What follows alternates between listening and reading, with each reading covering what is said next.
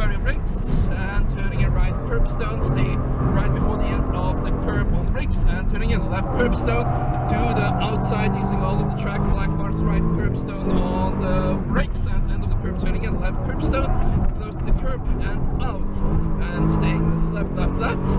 Second wide graffiti on the brakes before the end of the curb, turn in the brakes, turn right curbstone to the fence on the left where the toilet is, 186 and with brakes and turning in gently right curbstone and flat out to the outsides. Well, we survived, we're on the straight and now you can slow down to 100 kilometers an hour so we can pull down the brakes.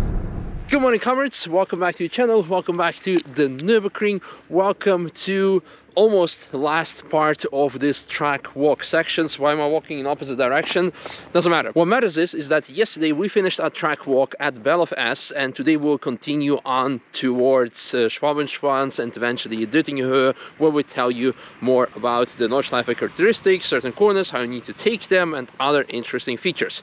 So yesterday we finished at Bellof-S and after that, as you can see, you have a nice long straightaway before Schwalbenschwanz, before a hard braking zone. So quick fast forward to the end of the straight.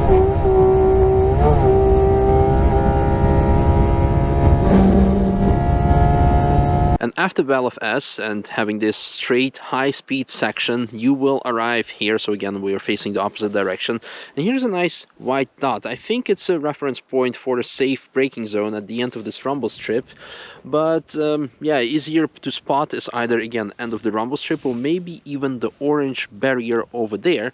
But the interesting characteristic here is that as you're traveling straight, you should still be going straight and straight line braking to the left side of the track before turning in towards Schwalbenschwanz.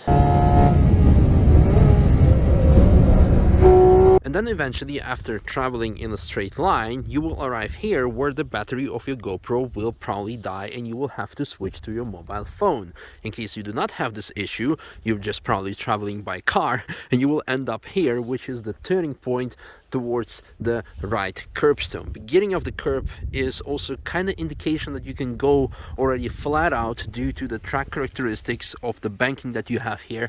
And what you see happening again when people get overexcited and they have this straightaway and they think like, oh my god, we're doing over 200 kilometers per hour and it's straight and it looks great, but the corner gets very tight at the last moment. So that's why we can see there lots of new barriers because of the people that just understeer straight into it because they don't expect the corner get this tight. After this right, oh, that's a nice graffiti. For once, it's actually something nice. Yeah, after this right curbstone, you position yourself on the right side of the track, brake slightly before going towards Mini-Carousel. Снова годом, снова счастьем. Все, как дела? Да, норм. Жду твоих фоток на Инсте. Увидимся, пока. So that was Ring Cars, one of the racetrack photographers. Very cool to run into. I'm very much looking forward to see his pictures of actually cars on track and also just the track now. If he's gonna post anything on his Instagram, check out his profile. And we're going to proceed to Mini-Carousel. Yeah. For now, what you should know is that here you have this rumble strip.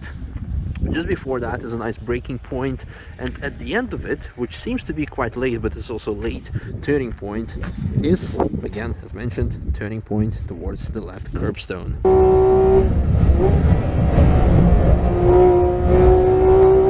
And I have been blessed by that, a Porsche sign. Very unfortunate. I know that 2 years ago there was a crash of a GT3 RS here. I'm not sure, no, that shouldn't be it because GT3 RS has a sticker and not an actual emblem, but I guess I'm keeping the souvenir. Nice. I guess you can quite literally say that someone lost his Porsche and then ended up in a barrier and then lost his Porsche sign from his Porsche. That's very unfortunate. Yeah, well, approaching the Mini-Carousel, and when we zoom in you can see the black marks, and that's actually a nice reference point for braking zone. So straight line, fast forward closer to those black marks, beginning of the marks, nice reference point for braking zone as mentioned, and then the end of the mark over there is a reference point for turning towards the Mini-Carousel inside of it. So not at the end of it, but slightly before, and if you're lucky you might even get a very nice picture of tripoding, of having one wheel up in the air. Unlike my suggestion, the driving school suggestion is end of the curbstone for a turn-in. I mean, yeah, it's somewhere in between. I prefer to be a bit there before the end of the curb, and some might be here. Let me know in the comments what you prefer as a turning point into the Mini-Carousel.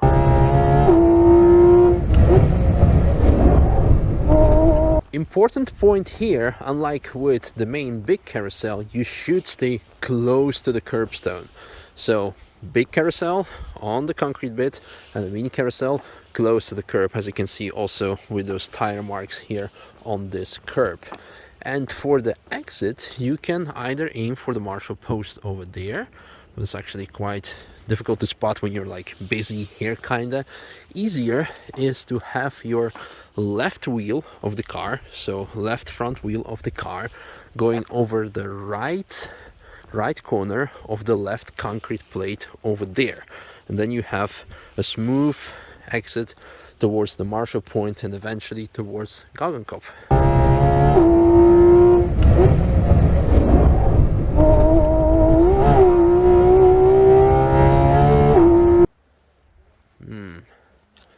Is this like a front carter protection? Let's put it over the fence.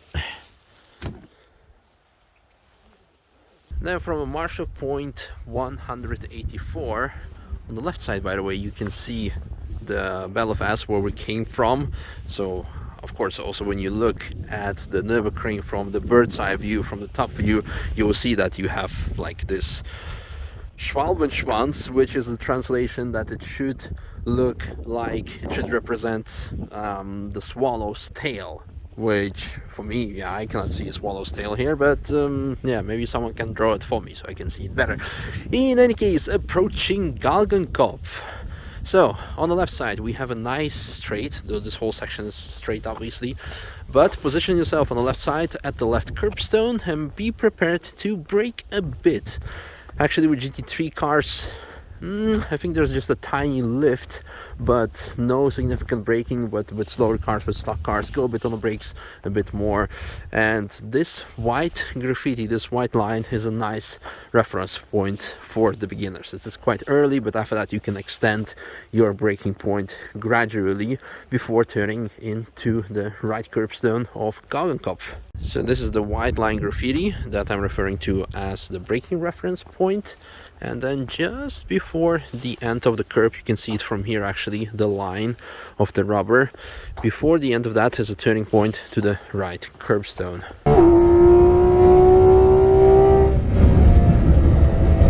So roughly from here, just a quick look back and quick look here. From here, turn-in is a very high speed section. It's also blind turn-in. You really have to commit to go to the right curbstone, and after that you aim for the fence 186. So the next marshal point here, you have 185, next one is 186. Sometimes there's a toilet where you can actually easier aim at. You can see the fence from here already sticking out. Yeah, but with the ideal line you can see you'll be running very close to the grass, so it's a real commitment corner, and also one of the, probably the most important corners of the track if you're driving the full layout. So not the bridge to gantry TF configuration, but when you have also the full straightaway.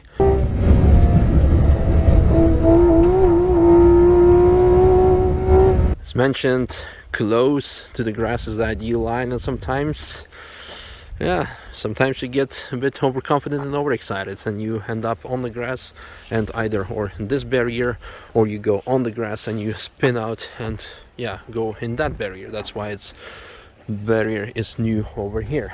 So going from the outside towards the fence, marshal post 186 or the toilet, whichever you prefer to aim for, but it depends on your priorities. After that, you aim not towards the fence over there, because it might seem that it's important if you take our logic into account previously that you should be aiming for FIA fences, but it is only there in case you would slide out, and it's also there to protect the marshals, because you can see there's a telephone marshal post for communication, for track security, but you would aim towards the right curbstone. And once you are at the right curb over there, you go flat out, and there you will be greeted by the home straight, the Dödingerhöhe.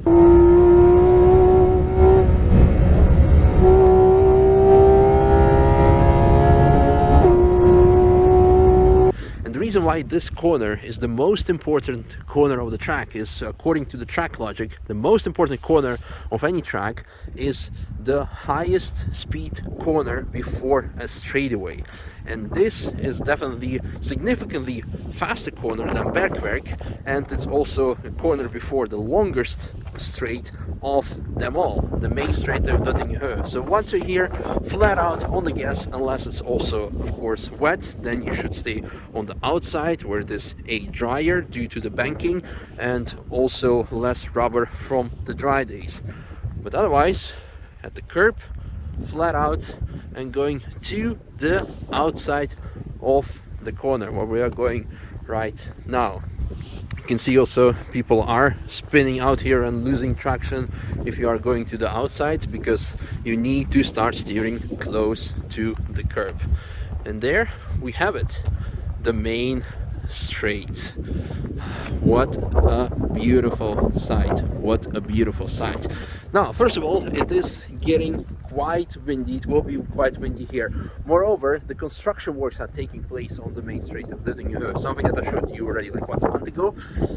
I have asked the Nürburgring if we can go later this week in the upcoming days to actually film the in-between update. It's been a long walk already, so, and if you have been following this whole session from the very first video, we started this walk at 7:30. I entered the track at Sabine Schmidt's curve. Now we are at, what time was it again? Almost 3:30. So almost 8 hours of walk, but you have to understand that I was making stops to explain to you certain things. I was having a lunch break at Starstrecke. So overall, I think you could do, like in 6 hours, you could walk the whole track probably. But I would always say, just like, take it easy. If you want to walk the track, take about 8 hours into account. And finally, again, as I mentioned in the very first video, in the very beginning of the video, officially this is business premises, this is private premises, so you are officially trespassing. So you should not be doing it, but everyone is kind of doing it, so it is kind of okay-ish. No one's gonna shoot you or anything, but still, it's better not to do it. But if you're going to do it, especially now in the winter times, avoid this main straight. Today is Sunday, nothing is happening, but you have construction trucks driving here, excavators, you'll be also in the way, so stay away from this spot. And this is what we'll be doing even also now on a Sunday, but otherwise it's kind of okay to walk, but always just walk alongside the track. It's better, it's also nice. But yeah, it's kind of like a weird disclaimer explaining your situation simply as it is, honestly, because yeah, officially not allowed, but no one's going to shoot you. And on that note, yeah, thanks for watching. I hope you enjoyed this series of walking of our first lap of the Nürburgring, officially second lap of the Nürburgring, because it's the second day, 2nd of January.